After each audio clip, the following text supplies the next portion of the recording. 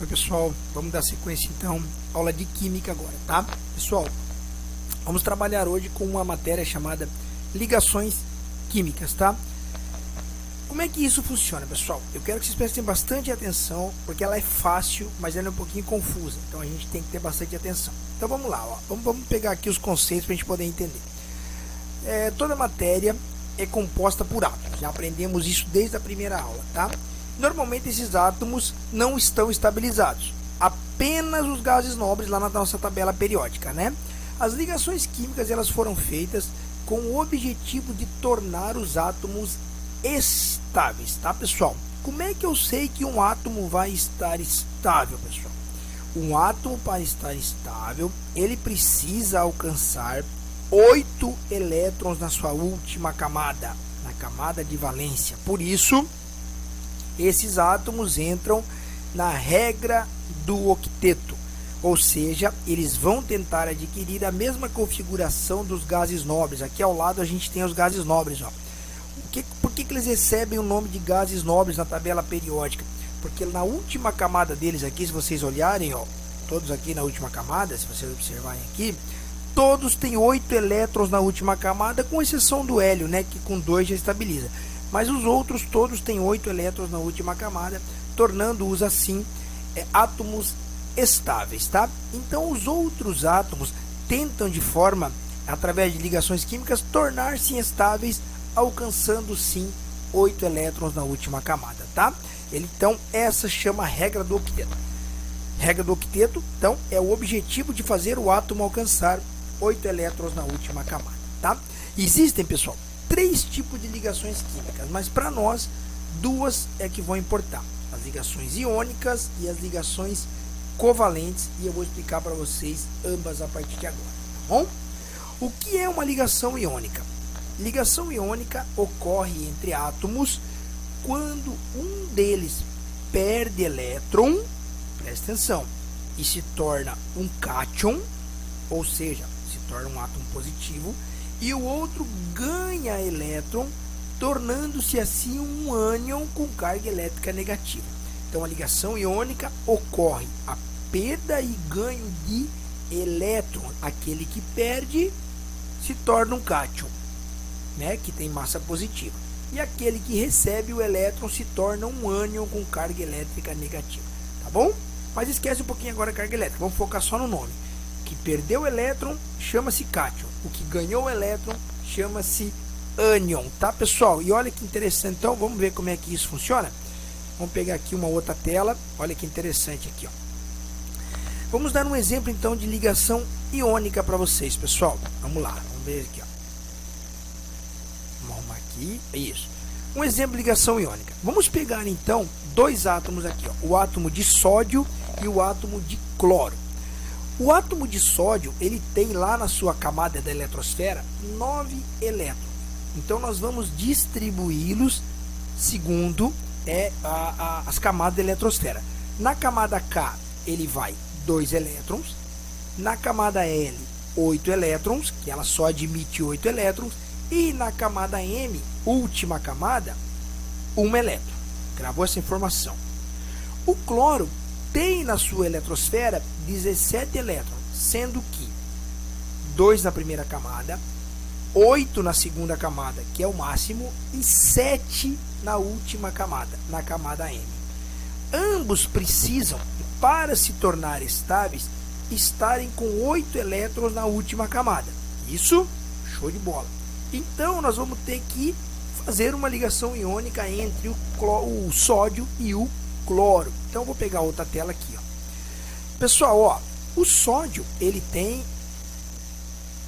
1 elétron na última camada. Se eu tirar esse elétron, ele vai ficar com 8 na última camada. Ele estabiliza.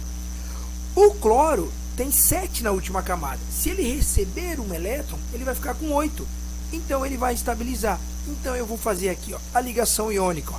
Vou pegar 1 elétron da última camada do sódio e vou passar para a última camada do cloro. Então, o cloro vai receber 1 elétron. Ele tinha 7, vai ganhar 1, vai ficar com 8.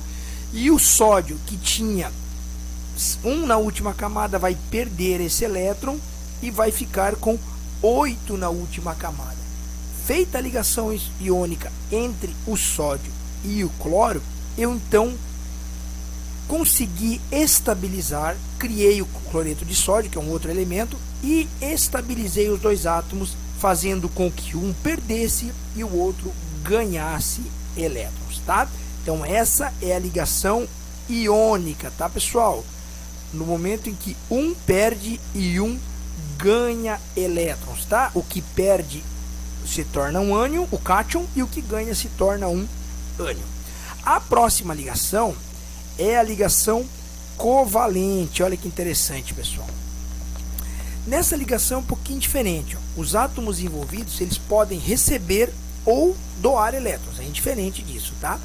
Mas como eles não conseguem receber elétrons sem que eles percam elétrons, foi criada a ligação iônica para que eles o quê?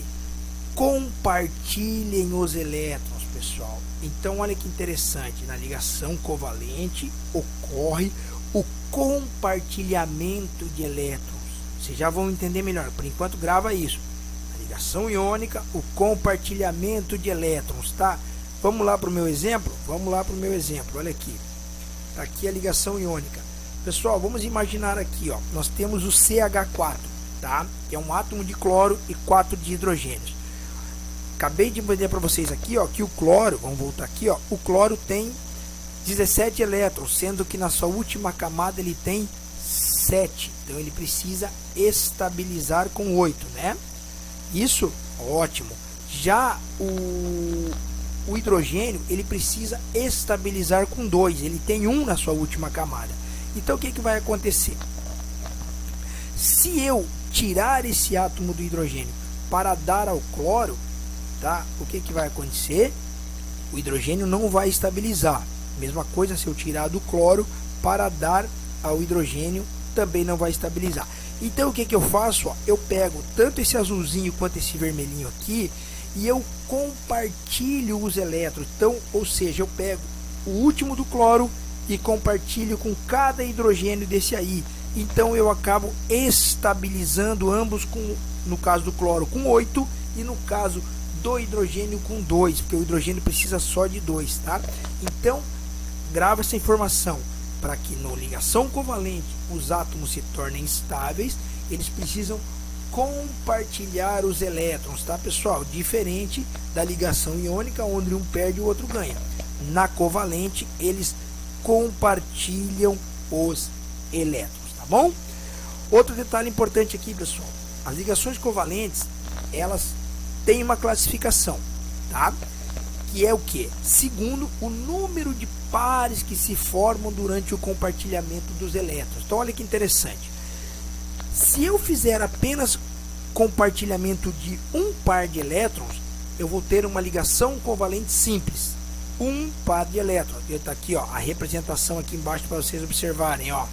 Tá vendo? Foi feito entre dois átomos de hidrogênio. Um tracinho apenas representa uma ligação covalente simples. Se houver o compartilhamento de dois pares de elétrons, tá? Como aconteceu aqui, ó, deixa eu limpar aqui para vocês entenderem, ó, estão vendo? Dois risquinhos significa que houve uma ligação covalente dupla, houve o compartilhamento de dois pares.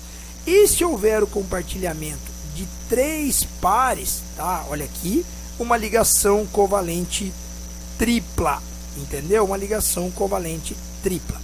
Então, um risquinho, ligação simples, dois risquinhos, ligação covalente dupla e três risquinhos, ligação covalente simples, tá? Basicamente, pessoal, é isso aí, tá? Então, quero repetir rapidinho para vocês. Na ligação iônica, um perde, o outro ganha. Na ligação covalente, eles compartilham os elétrons. Qual é o objetivo de fazer as ligações? Tornar os átomos estáveis. E eles só se tornarão estáveis com o objetivo de alcançar 8 elétrons na última camada, que é a camada de valência, que torna-os com a mesma configuração dos gases nobres, tornando-os estáveis, tá bom? Qualquer dúvida, assistam novamente. Vou passar lá os exercícios e na semana que vem a gente traz a correção. Muito obrigado, pessoal, e até a próxima aula.